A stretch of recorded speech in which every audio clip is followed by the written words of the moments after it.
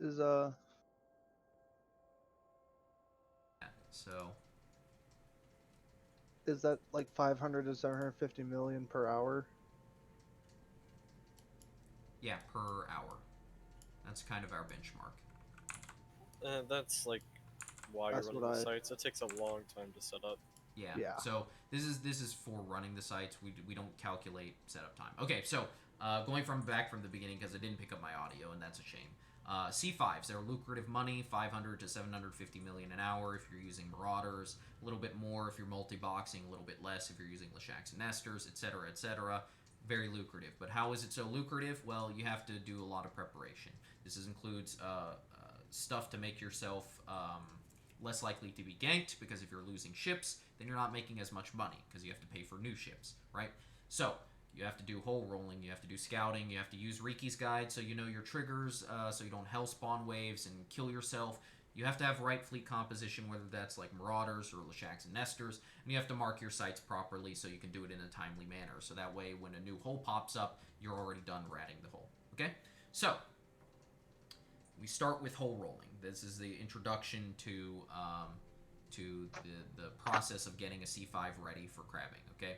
Now, what this entails is taking battleships, jamming them through a wormhole. So here's our battleship, here's our wormhole, and you're just going to put it through. I already went through a hull rolling class before, but you take the battleship, you go through the wormhole, and then you come back, and you do that repeatedly until the hull's gone. Right. So that being said, there's a method to the madness, and depending on the whole mass, you do it in a certain manner, so that way you're guaranteed to you know, make it efficient. Okay, so I'm assuming most of you have graduated from at least an elementary school level and know how to count to 5. So it's pretty simple. Okay, so we all know a hot pass is 300,000. Okay, times 5, that's 1,500. Okay, cool. I did not know that, but I'm gonna Okay, so thanks. yes, Where 300 does times that 5, math come from? 1,500.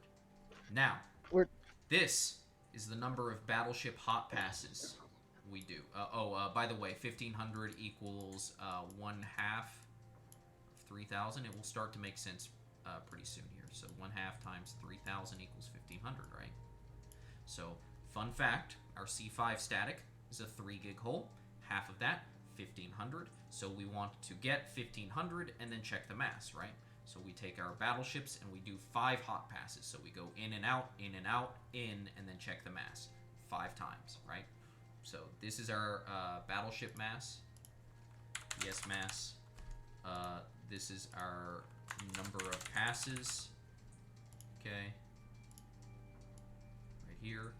And this is our halfway mark, right? Ow, my ears. Can you not? Thank you. Um, so right here, battleship mass, number of passes, halfway mark, okay? And then we check if it's destabilized because this is a 3 gig hull.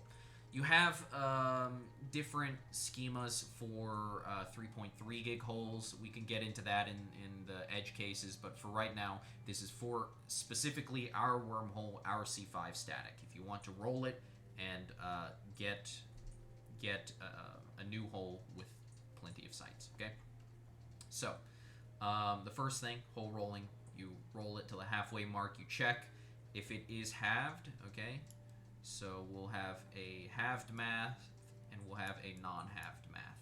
Okay, so if it is halved, then you come back hot, and then you come back hot, and then you do 4 more.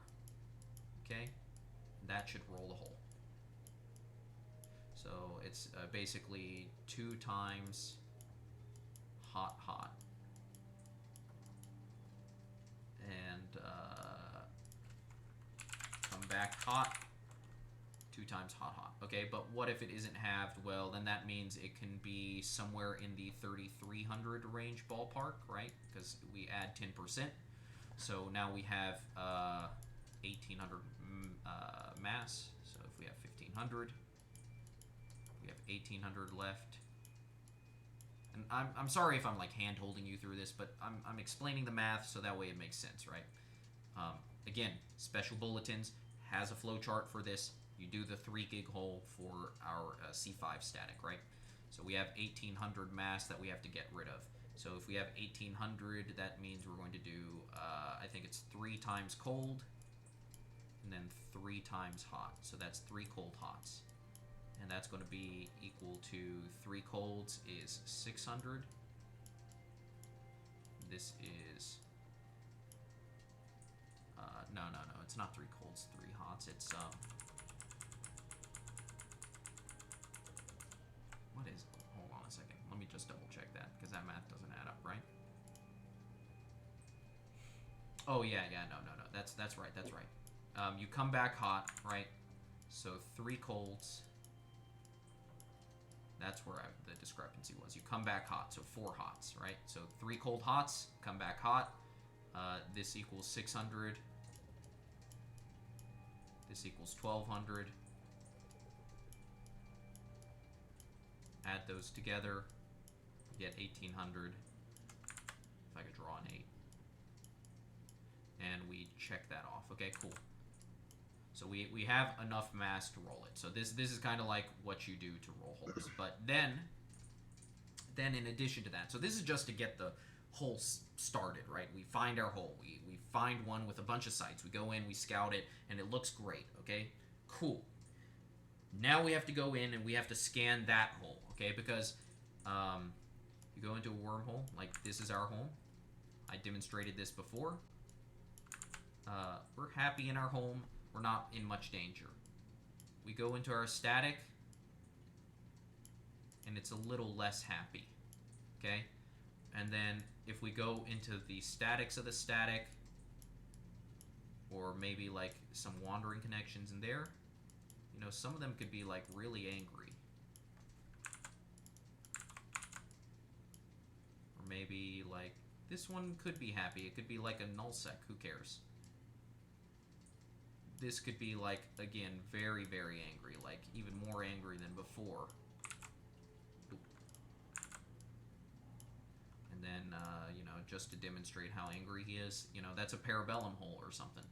Or maybe sugar is over here, right? So they live over here. This is probably nullsec. They're fine. We don't care about them. But you see, like, you know, it gets progressively worse the farther and farther away you get from home. And then these holes might have even angrier holes and so on and so forth, right? So we don't want to, like, have these right here. So what we have to do is we have to scan them down and we have to kill them. We have to kill these connections.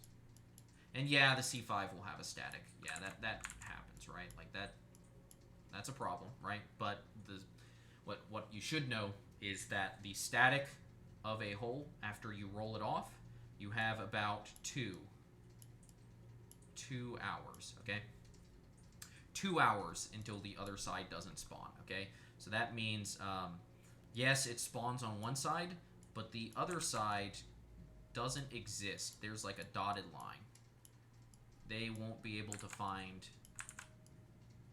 the other side for about 2 hours right here. This is our amount of time you have to work with. So once you roll that static in the C5, then you have about 2 hours to play around and do what you need to. Crab, kill shit, whatever, it doesn't matter, okay?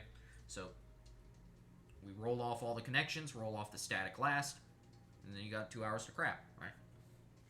Maybe you have to re-roll, maybe you can keep crabbing, depends on where you're at, whatever. So, looking here, that kind of covers the whole rolling bit. And always check the masses of these holes, right? This could be a 1 gig hole. This could be like a 3.3 gig hole. This could be like a 2 gig hole. We don't know, okay? How do we check the mass of the holes?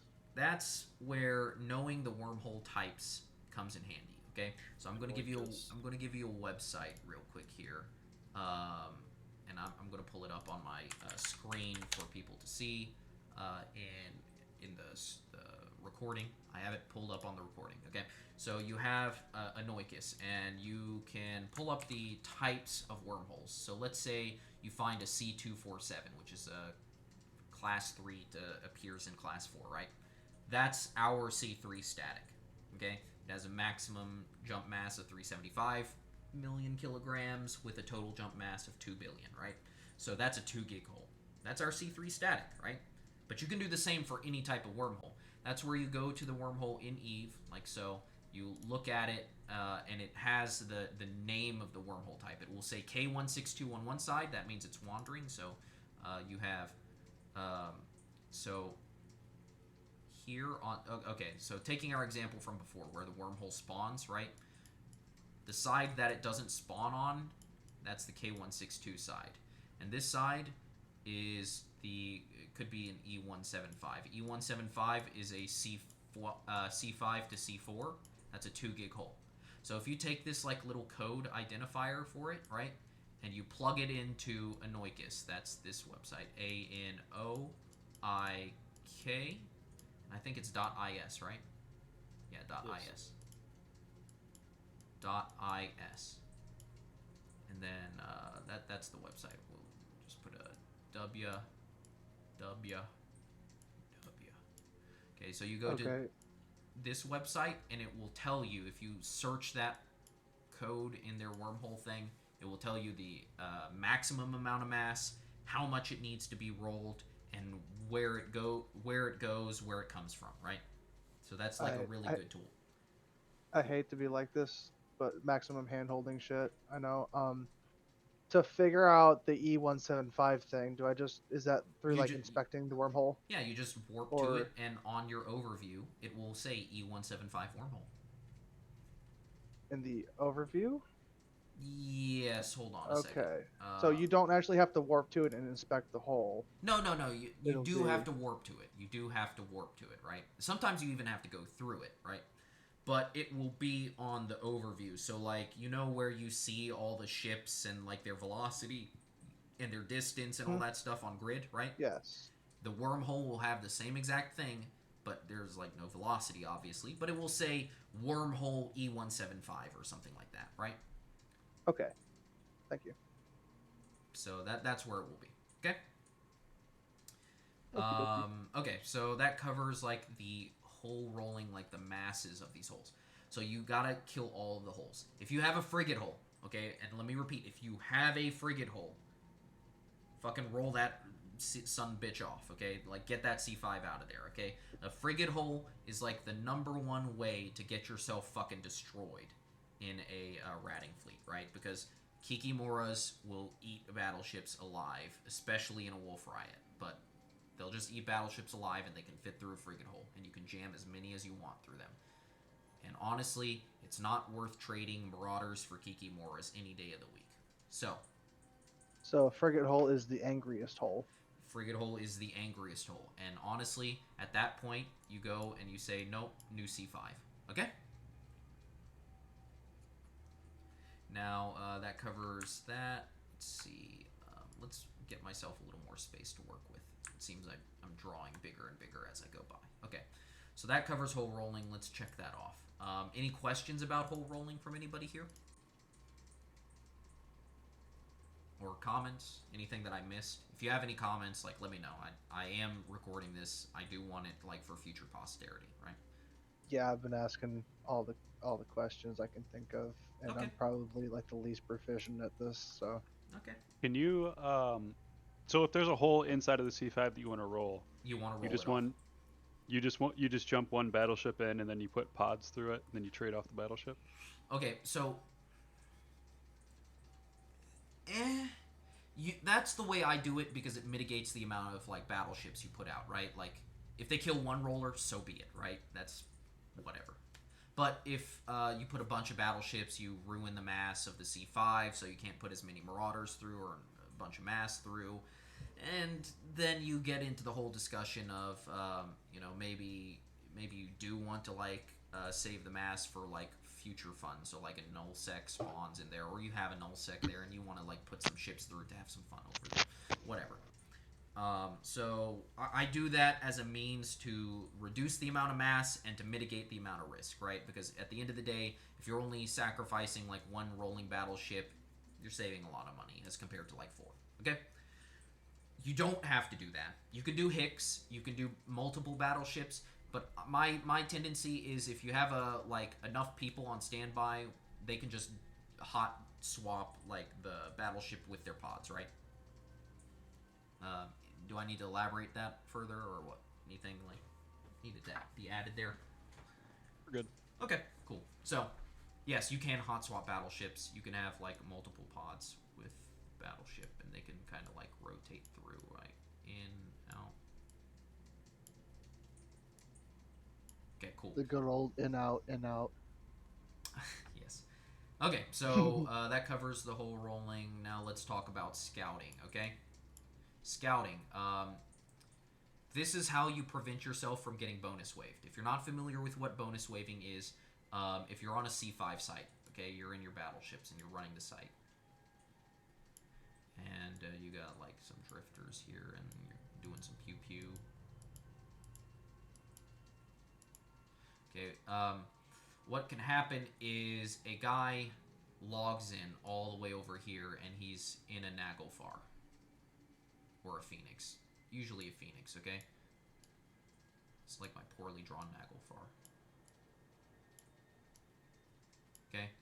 And he warps into the site. What happens is a bunch of badass battleships spawn. That do way more DPS, are way tankier, and have shit tons of newts. Okay, so these are the badass battleships. They spawn in, and they kill you, okay? This is called bonus waving, so we call this bonus waving. The reason why is because a bonus wave of battleships spawns in and kills you guys, okay? It's not as bad with the Leshaks and Nestors, but it is very bad with Marauders, because Marauders are very finicky with how much capacitor they have, right? So if you get bonus waved in Marauder, you're pretty much guaranteed dead. And that's a lot of money to lose. Most Marauders are averaging, what, 3 to 4 billion? Yeah. So with pod. This Naglfar or like a Phoenix.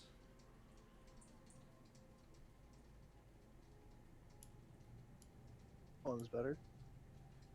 You know, the Phoenix, the Naglfar. You know, they're going to ruin your day. So this is very bad. So how do we prevent this? Well, we do it via scouting. Okay.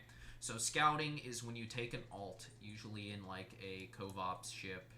So let's say we have a Buzzard here.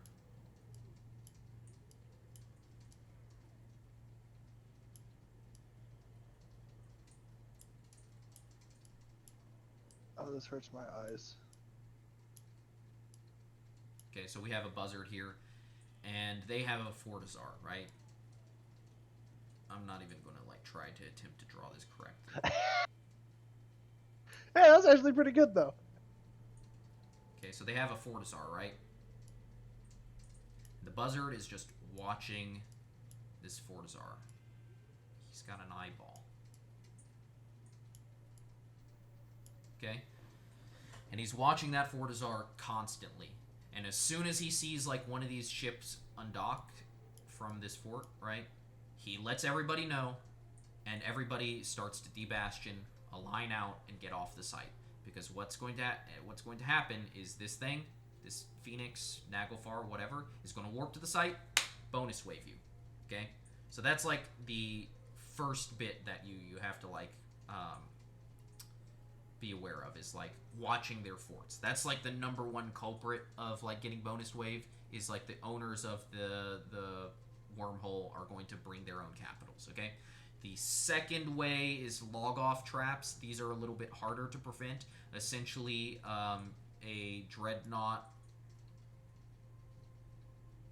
will spawn in, or like, you know, appear in the system. They'll log on, and then they'll just warp to the site. A lot harder to prevent, because in the situation where the Fortizar happens, right, you can put a Saber on the decloak and then bubble the capital ship, and then the capital ship can't warp. Okay, cool. But if they do like the dreadnought thing, you're kind of shit out of luck. So you got to be watching D-scan, regardless of like whether or not you think you're safe. Always watch D-scan. That's just a general rule of thumb in wormhole space. Okay, so scouting is the process of just like watching structures. You could also watch wormholes. So maybe this leads to nullsec, right? And maybe you you want to like ensure that nobody's coming from nullsec 2, so you keep your eyes on a nullsec hole. So scouting, the process of taking a alt and putting it on a structure or a wormhole to watch it and make sure no unsavory actors come through there, right? For wormholes in particular, you can just like leave it there and crank your volume up to max and listen for the wormhole. If anything pops through that wormhole you aren't expecting, which should be anything, then you are going to like alert everybody, say, hey, something just bumped the wormhole, start debastioning, finish up your sites, okay? So that takes care of scouting. Any questions on that?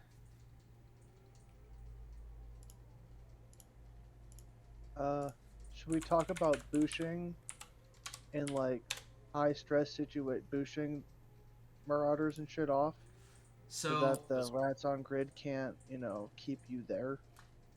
Doesn't work anymore. Doesn't work anymore. However, there are some tactics you can adopt. Okay, bubbles are booshable, sabers are booshable, right? So what you can do is you can take your boosher, scram your own marauder, and then boosh off the saber in the bubble 100 kilometers away, and then get the marauder off. That is one option. How feasible it is, can't say. That being said, just know that that is a tool in your kit. It's a little more complex. You can utilize it. What say you? I don't want to get too into the weeds with those like technical skills, right? Like especially one that is no longer like relevant. I didn't read the. Yeah, they did that in patch. one of the more recent patches.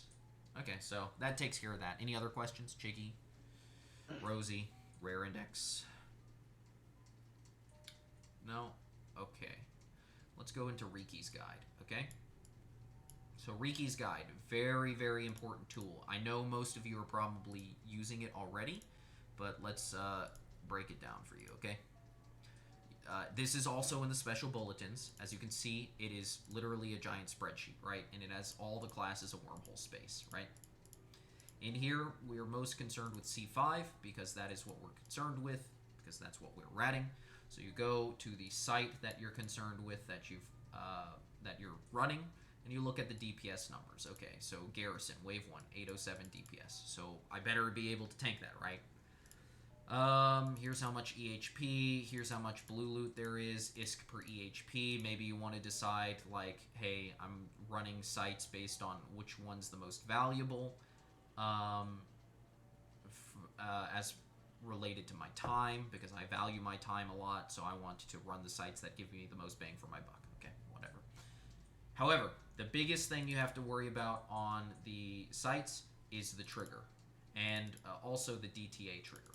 The way we run our sites is, if you are in a marauder, you kill everything except for the trigger, a few edge cases, but kill everything except for the trigger, and then kill the trigger, and then spawn the next wave, right? So that's what you should be doing. Spawn the next wave. Make sure you follow like what the trigger is for each wave based on this guide, and then the DTA trigger. Okay. So so let's say we're running a garrison. We kill the sentinels on the first wave, then we kill the battleships, and we kill the frigates, smart bomb them off, and then we spawn the third wave.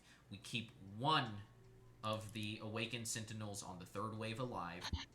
And the reason we do this is because the sentinels, when you kill them all, it will spawn the decloaked transmission relay. Okay? I think that's the name for it. Okay.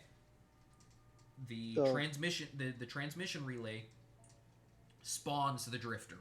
And if you spawn the drifter simultaneously with your wave still in action, okay, you're going to be in a world of hurt. Okay, so let's look at this. Hypothetically, we kill all the awakened sentinels and we accidentally trigger the drifter. Okay, sentinels, we kill all of them, 76 DPS per, there are 5 of them, so 1941 minus about 350, 370. We still have 1600 DPS on the field, okay? Roughly. Maybe 1550. Okay, whatever, doesn't matter. Go to the drifter. Now we're adding another 1600 DPS plus 200 gigajoules of nuke pressure, which most marauders cannot withstand, okay? Most. So if in the situation that a guy is camping the site in a stealth bomber 70 kilometers away, and he sees that you pop the last cruiser and the decloaked transmission relay spawns, and then he shoots the decloaked transmission relay, you're going to be in a world of pain. You just lost a Marauder. Or 2. Or 3. I don't know. Could lose a lot. So, you want to save one of those cruisers and have the Drifter wave kill it, so that way the Drifter doesn't come in, spawn, kill all your fancy Marauders up front, okay? Generally speaking, we run it front and back. You have a front squad and a back squad. One squad runs the site, one squad runs the Drifter. It's kind of specialization, makes it a lot more clean and efficient, okay? Point is, you don't want to lose your front squad because some cheeky cunt is sitting there in a bomber, right? Enigma's done it, John's done it, I've done it. It's not fun. It's basically the equivalent of bonus waving somebody, okay? Yeah, it's a nice little mini heart attack. Yeah. So, spawn the decloak transmission relay as late as possible, so that way your guys in the Drifter crew don't have to worry about the Drifter fucking up their day, okay? This applies to pretty much all the sites except for the Relic and Data sites. We don't care about those. Note that the Drifter is about 300 extra million. That's why we run it. But if you don't want to run the Drifter, you don't have to. You can just run the site and skip the Drifter. Okay? All up to you. If you're running the show, you get to determine whether or not you want to run the Drifter or not. Notice that the Drifter has like a 128 ISK per EHP value. That's pretty low if you compare it to the Garrison, which is 143, or the Ruse, which is 140, Quarantine's 141, or the Strongholds, which are 145. So really bang for buck. The Drifter, if you don't have a lot of sites, it's nice to run them so you get that extra money out of the wormhole, but if you do, you can just skip it entirely if you have plenty of sites and you are more time efficient, right? ISK per EHP is time efficiency, okay? So with that in mind, you don't have to run the Drifter. You can. It's extra money, but you don't have to run it. Okay. So that covers Riki's guide. Let me go ahead and swap my stream to back to Paint. Okay, and then we're at Paint. That covers Riki's guide. Any questions about Riki's guide? I know most of you have probably used it already for C3 ratting, but any questions?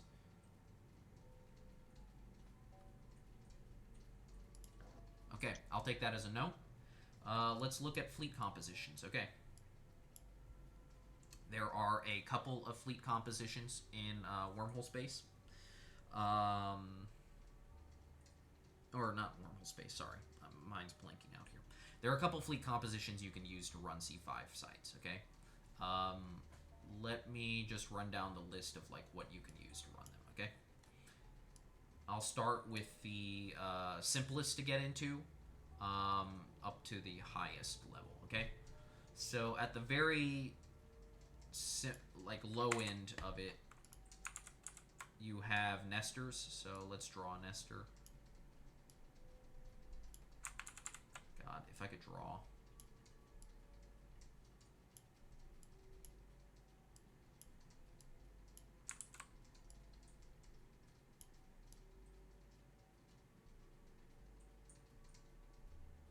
I don't know, looks something like that, whatever. Okay, you have nesters and any form of DPS. So the way this is structured is usually you'll have two nesters plus any assortment of DPS. The nesters allow you to remote rep the DPS such that they can survive. Nesters can rep each other, so you don't really have to worry about like dying, and then the DPS just clears the waves. So you can do this in theory. The most popular one is two nesters, and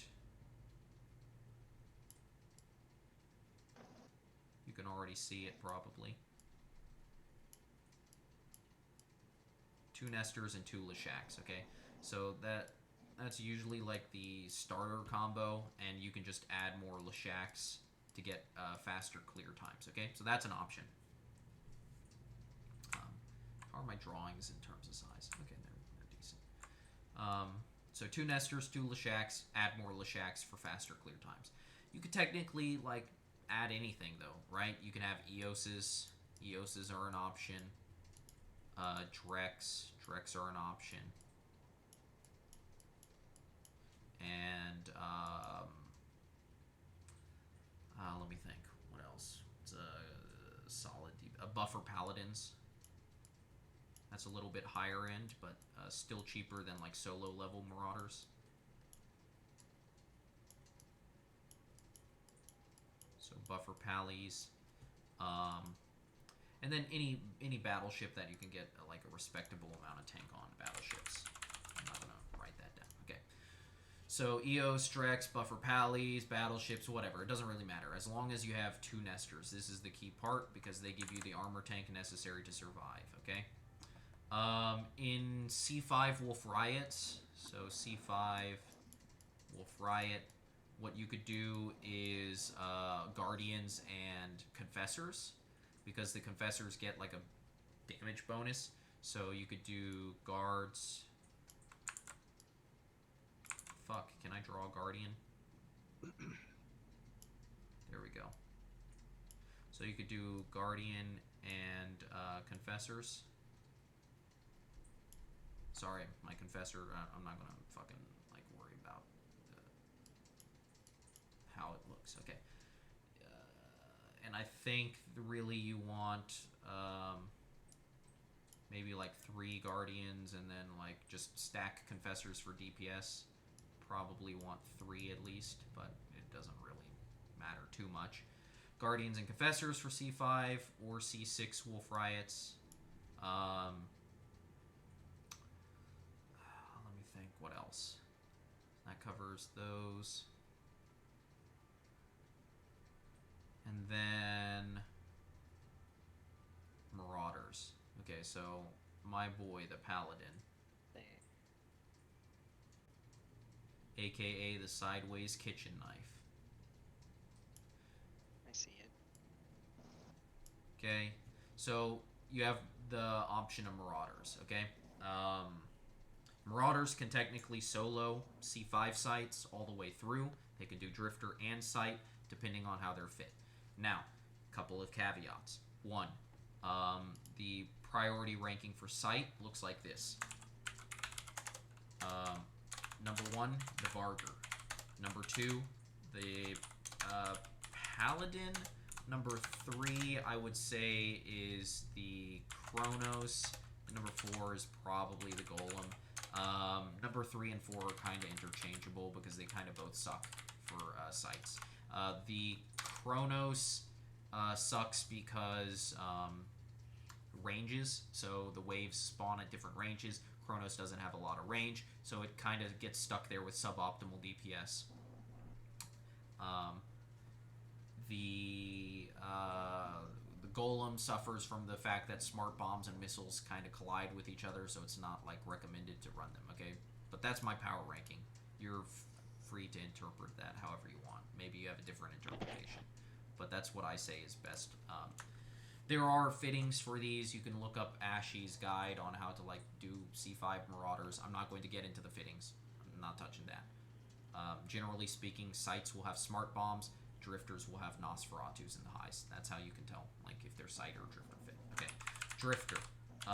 Power ranking. 1 Golem, 2 Paladin, 3 Vargur, and 4 Kronos. This is just because the damage types on the Kronos are garbage for the Drifter. At least the Vargur, you can customize it to, like, get more damage reps in. Paladin second because EM Thermal Split means you're doing more DPS to the Drifter than the other options. And then Golem, you get to choose your damage types, plus it applies perfectly to the Drifter. Golem has the fastest clear times with the Drifter, okay? Now, if you do Marauders, okay?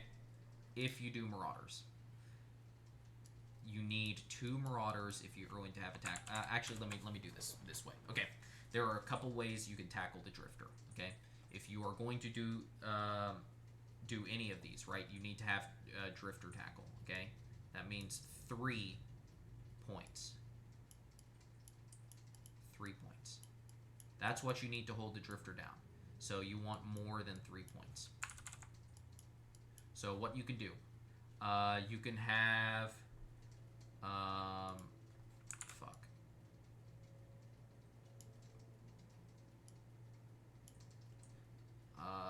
Forgive my crude drawing. Okay, you can have warp disruptors, 3 of them, or more. Or you could have warp scramblers. Okay, 2 of them. 2 warp scrams. However you want to do it. 2 times warp scrams. Or 3 times these. Okay. However, be aware. The drifter will kill your tackle if you don't have above a certain threshold of DPS. Okay? You can also use a mobile bubble. We'll just say bubble, right? Just one of those. So if you don't have a certain threshold of DPS, use the bubble, okay? So that's usually 1 Marauder. 1 Marauder, use the bubble. If you have 2 Marauders on the grid, then you can start looking at a tackle ship with like 2 scrams, okay? What this could be, it could be a defensive Boucher, it could be a Prospect, it could be a Heron, it doesn't matter, okay? You need 2 Marauders worth of DPS, essentially. 2 of them. The reason is the Drifter will switch aggro unless there is about 3,500 DPS on him. If there's 3,500 DPS, then he will stay on the highest targets doing the highest amounts of damage. Okay. After about the 3,500 DPS mark, the Drifter will stay consistently on whatever's doing the most DPS to him. Okay. So your thing that's tackling the Drifter will not die. However, the Drifter chooses a random target when he starts, so don't have your tackle ship on grid with the Drifter until he's already started firing on something, okay? Tackle ship can be a Prospect with 2 scrams. It doesn't matter. So long as you have 3,500 DPS on grid, okay? And the Drifter will not switch to the tackle ship. Okay, that covers that. Any questions? I know Chiggy's got at least 3 questions. Oh, my back. Okay, cool. Now comes the part that not a lot of people know. Okay? Marking sites. So, it's very important to ensure that your sites are marked properly, especially if you're in a Marauder fleet. If you're in a Marauder fleet and your sites aren't marked properly, if you smart bomb and the Drifter box is up here, the Drifter comes in very angry.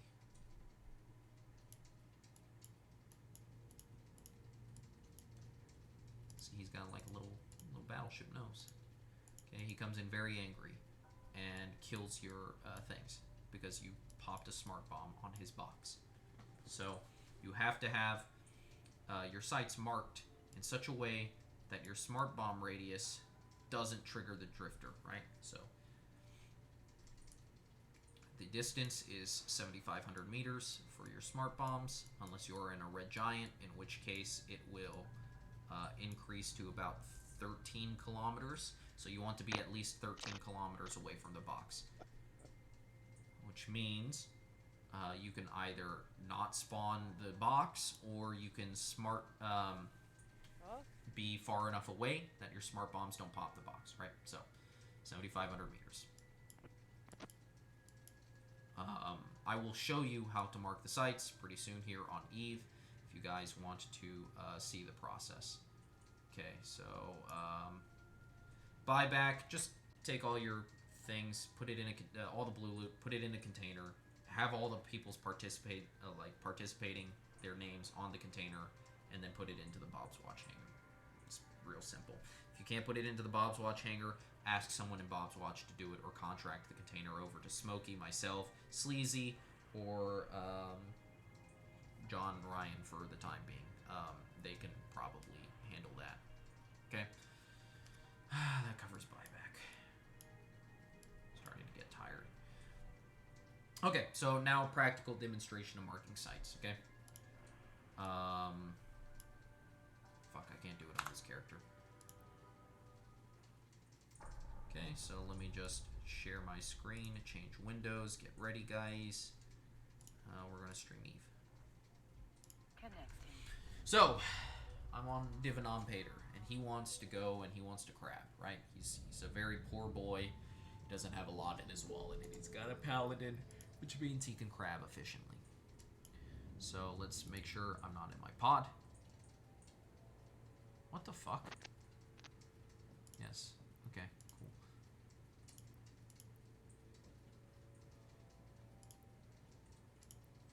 So, we take our guy and we take him out of an expensive pod, and then we go to the undock. Or go to undock. Are there any sites in the C5? Anybody know?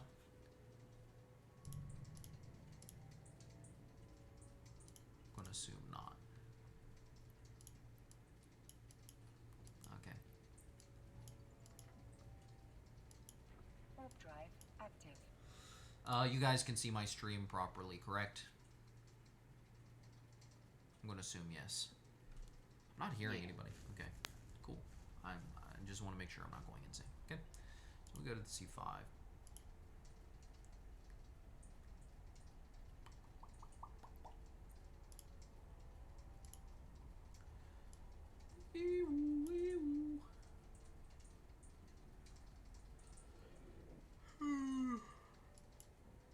Go to the C5 and we say we're going to do some crabbing, and we assume we've already rolled off all the holes, right? You can do the marking of the sites simultaneous to rolling off the holes if you have enough people, but let's say we rolled off all the holes, and now we just need to mark the sites. So we go in, we take a look at the sites. Okay, so stronghold. So let's say we're doing the stronghold. I don't like to do strongholds, but if you're doing the stronghold, there's a method to the madness, okay? And I'll explain the rest of the sites for you, okay? As best as I can. Okay. So we land on the stronghold, and we're in our pod.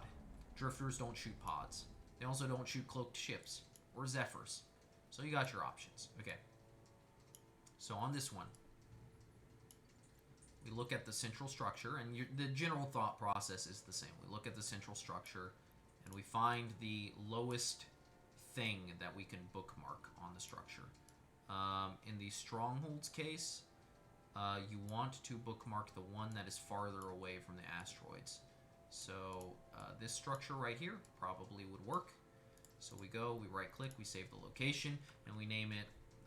I usually do this. I do 1 NDM strong for stronghold, and then put it in the sites folder, and then save that, right? I'm going to put it in the tactical folder. Don't do as I do, because whatever, okay? Then you save that, and you're done with that stronghold. The reason you want to have it as far away as possible is because the structure will usually spawn right up here. If you can see my mouse, it'll spawn right up here. You want to be far enough away with your smart bombs that you don't trigger it, right? So, generally speaking, I think the strongholds, I don't like doing the strongholds so much, so correct me if I'm wrong, but I think the strongholds is the... Hey, we should get him some of that, the stronghold is the one that's farthest away from the asteroids. I could be wrong. It could be this one that's the lowest, but it doesn't really matter. Okay, for the strongholds, it's as low as you can go, I think. So right here, whatever. Okay, the garrisons. Okay, so now I'm gonna go down the list of the sites and what they look like. Let's go to paint, and I will change windows so you can see. Okay, so we have a little bit of space. Okay.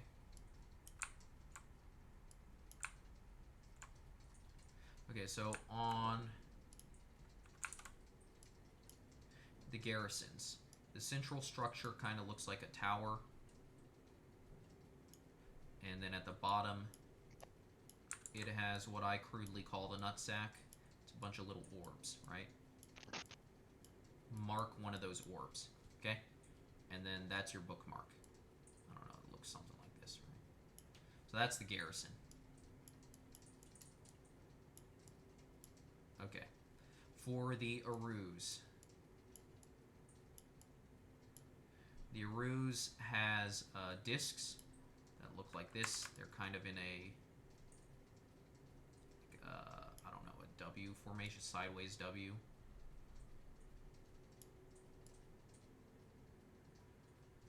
Okay. And there's like discs. Okay, it's the bottom disc. Just mark that, right? Highlight it and mark that bottom disc. Okay. For the quarantines,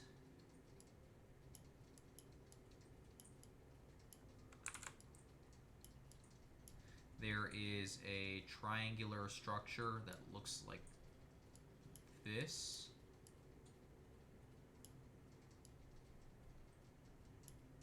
I don't know, something like that. And then there's like a main structure over here. Just mark one of the bottom of the triangles, right? The quarantine doesn't matter as much. It spawns so far away, it doesn't really matter. But I like to mark that right here. Okay, so that covers marking the spots. Any questions about that?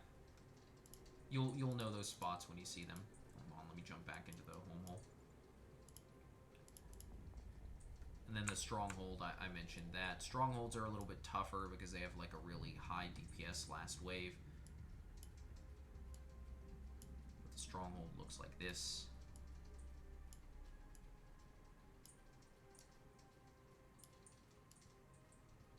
And it's going to be like the lowest point on the stronghold,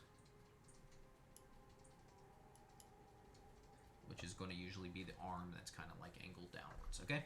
So that covers all the marking of the spots. And with that, that's really it for C5 crabbing instructions. So does anybody have any questions, comments, concerns? I'm free to answer them now if you got any. If not, I'll just save the video, upload it to YouTube, and give it to you guys for future reference. No? Okay, I think that completes my lecture on how to set up C5s for crabbing. I'm going to stop recording, and if anybody... what's up? Can we just go over, like, other viable fleet compositions? I mean, is it, like, just, like, 2 Nesters, a Leshak? Docking request. Or... 2 Nesters and a Leshak works. Really, if Can you you have get away with 2 Nesters and, like, multiple Leshaks, like 3 Leshaks or something? Yeah, no, that's actually preferable. As long as you have the 2 Nesters. Yeah, if you have 2 Nesters, you can stack Leshaks infinitely to do crabbing. Okay, so a single Nester has enough repair to counteract most of the sites, or do they pretty much counteract all of the combat sites? A single Nester pretty much has the ability to counteract all of the C5 sites, barring Avenger Wave spawns, right? And then you add Leshaks, because Leshaks can remote rep pretty efficiently as well. Okay. Okay, cool. So that's like a faster way to get our new bros into it. Yep. And that's pretty much like. Yep. That's pretty much it for like the fast tracking them into C5 crabbing. Yeah, there is also C5 Wolf Riot Piranha fleets. You could do Confessors and Guardians if it's a Wolf Riot, because they have such a small sig size. They can just... Yeah, but that's like one of those... It's very special. It's specialized. Very hard to find, right? Like... Yeah, I wouldn't say very hard, but it is hard to find, yeah. I mean, we struggle to find a good hold the crab how it is. So. If you want to like make it so your guys are beefier, you could use an EOS, and then that opens you up to like using Drekavax instead of Leshaks. They just have a lot less DPS, that's all. Okay. Any other questions about fleet comps? I mean, in theory, Guardians and like, Drekavax should be able to do it, right? It's just a matter of like how many Guardians and Drekavax you got, because at the end of the day it's about speed. So if you have like probably 4 Guardians and then like any number of Drekavax, you can clear the sites. Will it be fast? I don't think so, but you could still do it. Make sense?